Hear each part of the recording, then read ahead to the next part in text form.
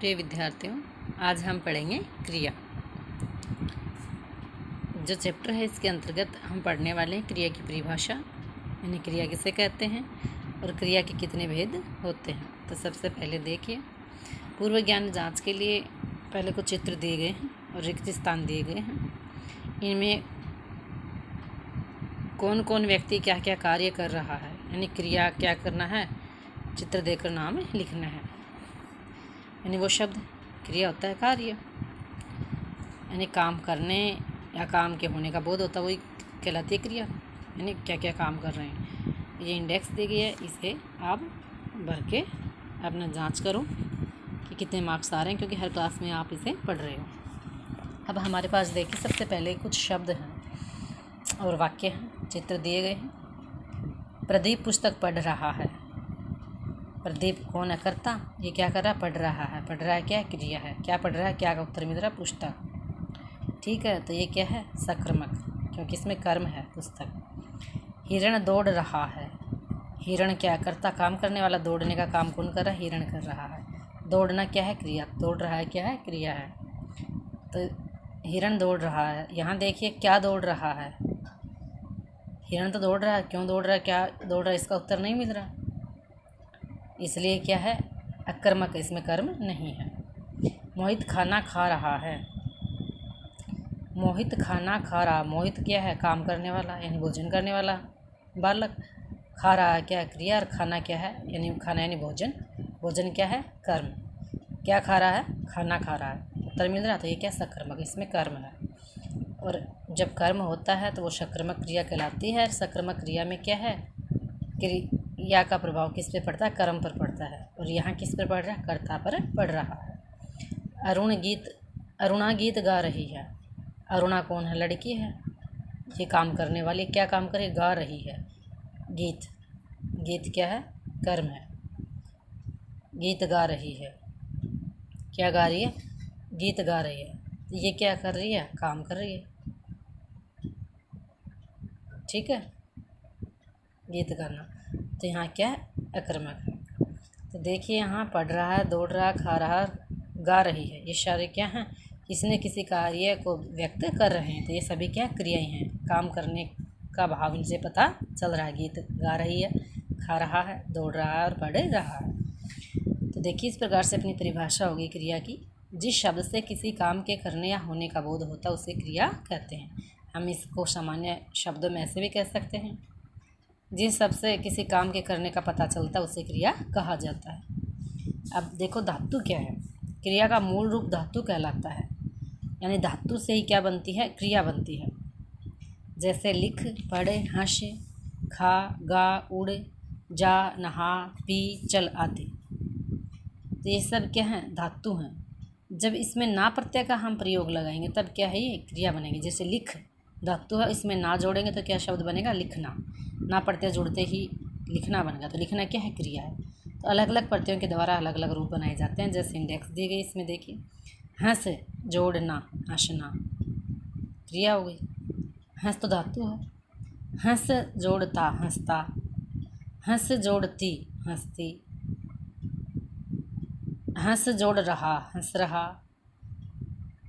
हंस जोड़ गा, हंसेगा।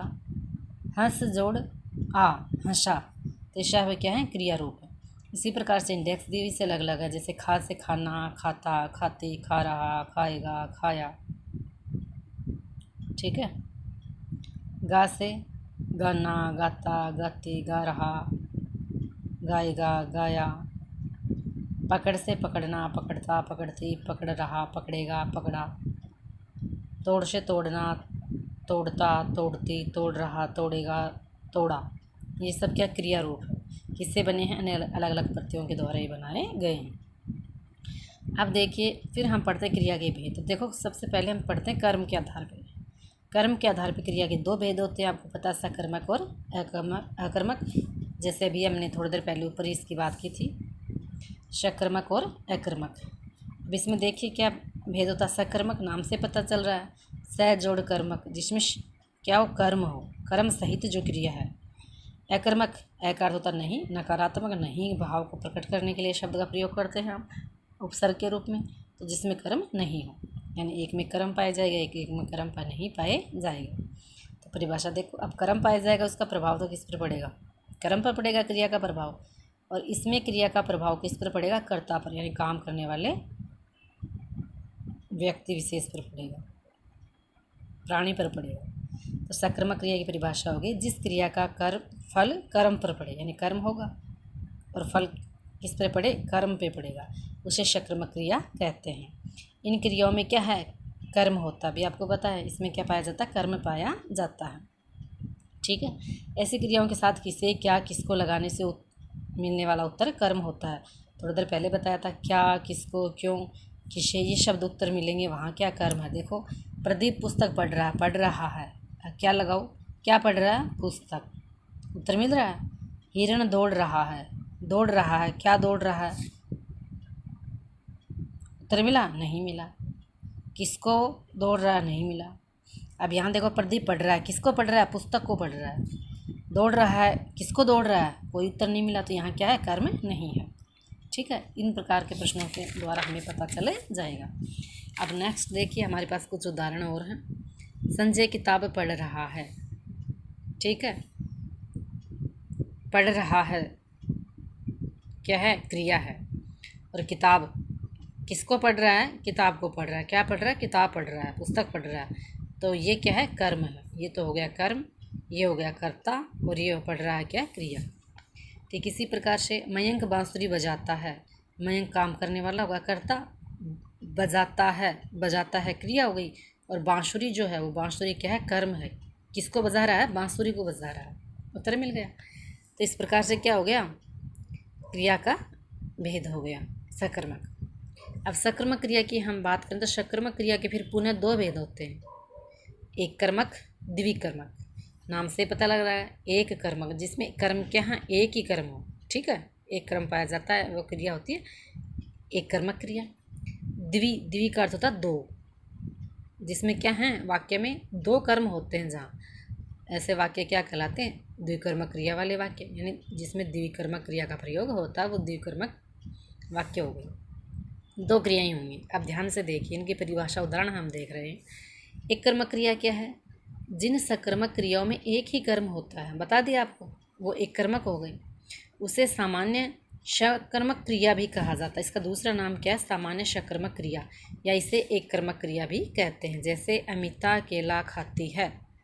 अमिता लड़की है, खाने वाली, खाती है क्रिया है, क्या खा रही है? किसको खा रही? केले को खा रही है। उत्तर मिल गया। भव्या है, पुस्तक पढ़ती है। भव्या लड़की है, पढ़ती है क्रिया है इसकी, और क्या पढ़ती है? किसको पढ़ रही है? पुस्तक को पढ़ रही है। ठीक है, इस प्रकार से आप प्रश्न लगाकर उत्तर ढूंढ सकते हो। उत्तर निकल रहा है तो क्या? सकर्मक है। फिर सकर में एक ही कर्म है, एक ही क्रिया है। खाना एक ही क्रिया, पढ़ना एक ही क्रिया है। ठीक है, ये तो एक कर्मक हो गया। द्विकर्मक क्रिया क्या है? यानी जहाँ दो कर्म होंगे, तो जिन सकर्मक क्रियाओं के दो कर्म होते हैं उसे द्विकर्मक क्रिया भी कहा जाता है। जैसे माँ बच्चे को दूध पिलाती है। अब यहाँ ध्यान से देखिए, कर्ता कौन है? माँ है। दूध पिलाने का कार्य कौन कर रही है? माँ। दूध पिलाती है, पिलाना क्या है? क्रिया। पिलाती है क्या है? क्रिया। ठीक है, ध्यान से देखिए, माँ कर्ता होगी, पिलाती है क्या? क्रिया है। क्या पिलाती है? दूध पिला रही है। किसको पिला रही है? बच्चे को पिला रही है। दो प्रश्नों के उत्तर हमें मिल रहे हैं, क्या और किसको। देखो, माँ पिलाती है क्या? दूध। किसको? बच्चे को। तो क्या हो गए? दो कर्म हो गए। यहाँ देखो, पढ़ रही थी, किसको पढ़ रही थी? क्या पढ़ रही थी? पुस्तक पढ़ रही थी। क्या पिलाया जा रहा? दूध पिलाया जा रहा है। क्या का उत्तर? किसको का उत्तर भी मिल रहा है। दो प्रश्नों के उत्तर दो अलग अलग मिल रहे हैं। बच्चे को दूध पिला रही है। दो हो गए ना कर्म, एक और दो। राम ने मुझे किताब दी। राम ने मुझे किताब दी। दी यानी देना। देना क्या? क्रिया है। ठीक है, क्या दी? किताब दी। किताब क्या है? कर्म है। देना है क्रिया हो गई। ठीक है, जैसे पिलाते क्रिया, इसमें दी क्रिया है। किताब क्या है? कर्म है। किसको दी? मुझे दी। मुझे भी क्या? इसमें कर्म है। तो यह क्या है? द्विकर्मक है। आगे समझ में? इस प्रकार से क्या है? इनमें तो एक कर्मक है, एक ही कर्म है, इसमें दो कर्म, तो द्विकर्मक क्रिया होगी। अब हम पढ़ते हैं इसका दूसरा भेद। कर्म के आधार पर दूसरा भेद है अकर्मक क्रिया। नाम से पता लग रहा है जिस क्रिया का फल सीधा कर्ता पर पड़ता है अकर्मक क्रिया कहलाती है। सामान्य शब्दों में हम यूँ भी याद कर सकते हैं, इसमें क्या नहीं होता, कर्म नहीं होता। जैसे घोड़ा दौड़ रहा है, दौड़ना क्या है, क्रिया। तो दौड़ रहा है क्या है, क्रिया बन गया। ठीक है, क्या दौड़ रहा है, कर्ता हो गया। कौन दौड़ रहा है, घोड़ा, ये तो कर्ता हो गया। काम क्यों कौन कर रहा है, घोड़ा कर रहा है। क्या कर रहा है, दौड़ने का। क्या दौड़ रहा है, किसको दौड़ रहा है, कोई उत्तर मिल रहा है, नहीं मिल रहा। तो ये अकर्मक, इसमें कर्म ही नहीं है। ठीक है, और कर्म नहीं है तो सीधा फल किस पे पड़ रहा है, कर्ता पर, काम करने वाले पर पड़ रहा है। बालक सो रहा है, सो रहा है क्या है, सोना क्रिया। ठीक है, सो धातु हो गई और ना इसमें प्रत्यय लग गया। सोना, सोना क्या क्रिया, तो सो रहा है क्रिया होगी। बालक यानी बच्चा क्या कर रहा है, सो रहा है। किसको सो रहा है, क्या सो रहा है, कोई उत्तर नहीं मिल रहा, तो कर्म नहीं है। कर्म नहीं है तो बालक पर इसका प्रभाव पड़ रहा है। आ गया समझ में। इस प्रकार से क्या है, एक कर्मक है। अकर्मक इसको हम बोल सकते हैं। अब वो तो था कर्म के आधार पे। अब हम पढ़ते हैं प्रयोग के आधार पर क्रिया के भेद। अब देखिए ध्यान से, प्रयोग के आधार पर क्रिया के जो भेद होते हैं अकर्मक क्रिया के ही होते हैं। वो क्या होते हैं, 5 भेद होते हैं। देखो, प्रयोग के आधार पर क्रिया के भेद। प्रयोग के आधार पर अकर्मक क्रिया 5 प्रकार की होती है। ठीक है, अकर्मक क्रिया के ही होते हैं भेद प्रयोग के आधार पर। प्रश्न होगा प्रयोग के आधार पर क्रिया के भेदों के नाम लिखो, तो ये लिखने हैं हमें। ठीक है, 5 टाइप्स जो प्रकार हैं। नंबर 1, सामान्य क्रिया। जब केवल एक ही क्रिया का प्रयोग किया जाता है, यानी वाक्य में क्या होती है, एक ही क्रिया होती है, तो उसे सामान्य क्रिया कहा जाता है। जैसे फूल खिला, खिलना क्या है, क्रिया, ये क्रिया हो गई। ये फूल क्या खिला, फूल, करता है निखिलने वाला। दीपक नहाया, नहाने का कार्य, नहाना क्या क्रिया, नहाया, और दीपक कौन है, काम करने वाला। ठीक है, एक ही क्रिया होती है, तो ये कहलाती है सामान्य क्रिया। अब हम पढ़ते हैं संयुक्त क्रिया। आपको पता है संयुक्त का अर्थ होता है 2 या 2 से अधिक। इसके अंतर्गत क्या होता है, जब एक से अधिक क्रियाएं साथ साथ प्रयोग में ली जाती हैं, यानी काम में ली जाती हैं। इसमें तो देखो एक ही क्रिया थी, इसमें क्या है, एक से अधिक मिलेंगी। तो हम कह सकते हैं जब एक से अधिक क्रियाएं साथ साथ प्रयोग में ली जाती हैं तो वे संयुक्त क्रिया कहलाती हैं। जैसे माताजी भगवत गीता पढ़ने लगी। ठीक है, माताजी भगवत गीता पढ़ने लगी। लगना यानी काम करना हो गया, पढ़ना क्रिया हो गई, 2 क्रिया है ना, पढ़ने और लगी। लगी यानी लगना यानी काम करना, और क्या, पढ़ने का, 2 क्रियाएं हैं। मेरा हृदय दुख से भर गया, भरना क्या है, क्रिया, और गया भी क्या है, क्रिया। तो 2 क्रियाएं संयुक्त क्रिया। एक से अधिक होगी ना, एक से अधिक क्रियाएं तो संयुक्त क्रिया, और एक ही क्रिया तो सामान्य क्रिया। अब नेक्स्ट देखिए, नाम से पता लग रहा है। नंबर 3, नाम धातु क्रिया। अब नाम धातु क्रिया क्या होती हैं, संज्ञा, सर्वनाम और विशेषण से बने क्रियापद जो हैं वो नाम धातु क्रिया कहलाते हैं। यानी ये क्रियाएं किससे बनती है, संज्ञा शब्दों से, सर्वनाम शब्दों से, विशेषण शब्दों से जो क्रिया बनाई जाती है वो नाम धातु क्रिया कहलाती है। जैसे शब्द है हमारा शर्म, शर्म क्या है, संज्ञा शब्द है, भाववाचक आता है ना, और शर्म से बन गया शर्माना। ठीक है, और शर्माना का वाक्य हमने बनाया, बच्चों को बड़ों से बातें करते समय शर्माना नहीं चाहिए। जब शर्माना क्रिया का प्रयोग हमने इस तरह से कर लिया, संज्ञा शब्द से क्रिया बन गई, तो नाम धातु क्रिया हो गई। सर्वनाम है अपना, निजवाचक होता है अपना अपनी, अपना में शब्द बना लिया हमने अपनाना, ना प्रत्यय के द्वारा, यहाँ भी ना प्रत्यय लगा दिया था। अब अपनाना से हम बन गया हमारा वाक्य, विदेशियों को भी हमने अपने देश में अपनाया है, यानी दूसरे लोगों को, दूसरे देशों के लोगों को भी हमने अपने देश में स्वीकार किया है। ये हो गई हमारी सर्वनाम से। विशेषण शब्द हैं, ये हमने चैप्टर पढ़ लिया आप लोगों ने, संज्ञा सर्वनाम विशेषण पहचान आ गई आपको। विशेषण है तोतला, गुणवाचक विशेषण के अंतर्गत आ गया। तोतला से बन गया तुतलाना। ठीक है, बाल्यकाल से ही बच्चों को तुतलाने की आदत रोकनी चाहिए, यानी जब बच्चे छोटे होते हैं, छोटी उम्र के होते हैं, उसी समय तुतलाने की आदत को रोकना चाहिए, वरना वो क्या है, बढ़ जाती है। तो यहाँ क्या है, तुतलाना, तुतलाने, उसी के समान हमने तोतले शब्द को प्रयोग कर लिया जो विशेषण था। तो ये संज्ञा से बन गया, सर्वनाम से बन गया, ये विशेषण से। तो संज्ञा सर्वनाम विशेषण से जो क्रिया बन गई वो नाम धातु क्रिया कहलाती है। अब नेक्स्ट देखिए, चौथा रूप आता है प्रेरणार्थक क्रिया। नाम से पता लग रहा है प्रेरणा देते हैं इसमें। यानी जिस क्रिया से यह प्रकट हो कि कर्ता स्वयं कार्य नहीं करता अपितु किसी अन्य को उस कार्य के लिए प्रेरित करता है। यानी प्रेरणार्थक क्रिया में कर्ता स्वयं कार्य नहीं करता, किसी दूसरे को प्रेरणा देता है, वो क्रिया कहलाती है प्रेरणार्थक क्रिया। ऐसी क्रियाओं में दो कर्ता होते हैं, एक तो प्रेरणा देने वाला, एक प्रेरणा लेने वाला। जैसे माँ शिवानी से पत्र लिखवाती है। क्या है वाक्य? माँ शिवानी से पत्र लिखवाती है। तो प्रेरणा कौन दे रही? माँ दे रही। कार्य कौन करवा रही है? प्रेरणा कौन दे रही है? माँ। किससे करवा रही? शिवानी से। क्या लिखवा रही है? पत्र लिखवाती है। माँ तो क्या है? प्रेरक। प्रेरक होता प्रेरणा देने वाला कर्ता। शिवानी क्या है? प्रेरित, यानी जो प्रेरित हुआ, जिसने प्रेरणा ली है। तो शिवानी ने ली है माँ से प्रेरणा। माँ ने तो क्या प्रेरित किया है, ये क्या प्रेरित हुई है। तो ये तो होता है प्रेरक कर्ता, प्रेरणा देने वाला, और ये होता प्रेरित। देखिए, प्रेरक कर्ता प्रेरणा देने वाला किसने दी? माँ ने। प्रेरित कर्ता कौन है? जो प्रेरणा ग्रहण करता है, यानी शिवानी ने ग्रहण किया। ठीक है, तो यहाँ क्या होगी? माँ तो होगी प्रेरक कर्ता यानी प्रेरणा देने वाली, शिवानी होगी प्रेरित कर्ता यानी प्रेरणा लेने वाली। यानी पत्र लिखने के कार्य माँ के कहने से शिवानी ने किया।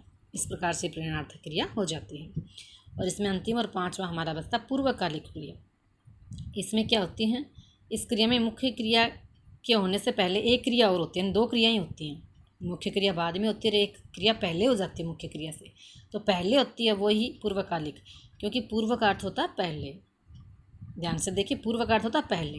तो पहले वाली क्रिया जो हुई है, कौन सी क्रिया? मुख्य क्रिया से पहले, वही क्या कहलाती है? पूर्वकालिक क्रिया कहलाती है। यानी जो क्रिया मुख्य क्रिया के होने के पूर्व ही पूर्ण हो जाए, यानी पूरी हो जाए, वह पूर्वकालिक क्रिया कहलाती है। जैसे चुन्नू दूध पीकर सो गया। अब सो गया, सोना क्या है? क्रिया। ये तो मुख्य क्रिया होगी। ठीक है, मुख्य क्रिया से पहले देखो एक क्रिया और पूरी हुई है। कौन सी है? एक क्रिया पीकर, पीना क्रिया है, सोना क्रिया है। चुन्नू दूध पीकर सो गया। चुन्नू ने पहले क्या किया? दूध पिया, बाद में सोया। पहले क्या किया था? दूध पिया, है ना। तो पीकर क्या है? क्रिया है। ठीक है, ये तो पहली क्रिया है। फिर बाद में क्या? सो गया, ये दूसरी क्रिया। दूसरी क्रिया इसमें मुख्य क्रिया होती है। इससे पहले क्या काम किया है? पीने का काम किया, दूध पीने का काम। तो इसमें कर प्रत्यय लगता है, ये ध्यान रखना। कर, करके ये शब्द आपको मिलेंगे, वो ही होती है पूर्वकालिक, पहले वाली, है ना। अंशिका पुस्तक पढ़कर जाएगी। अंशिका पुस्तक पढ़कर जाएगी। जाएगी, जानना क्या है? क्रिया, तो मुख्य क्रिया हो गई। पढ़कर आपको बताया था ना, कर लगेगा या करके लगेगा अंत में, वो पूर्वकालिक। पहले क्या है? पुस्तक पढ़ेगी, बाद में जाएगी। तो जाना क्रिया मुख्य क्रिया, बाद में काम करेगी, लेकिन पहले क्या करेगी? पढ़ेगी। तो पढ़कर क्या है? पूर्वकालिक क्रिया। इस प्रकार से हमने देखा है कि प्रयोग के आधार पर क्रिया के 5 भेद होते हैं। अपना चैप्टर क्रिया से संबंधित कंप्लीट हो गया। Thank you.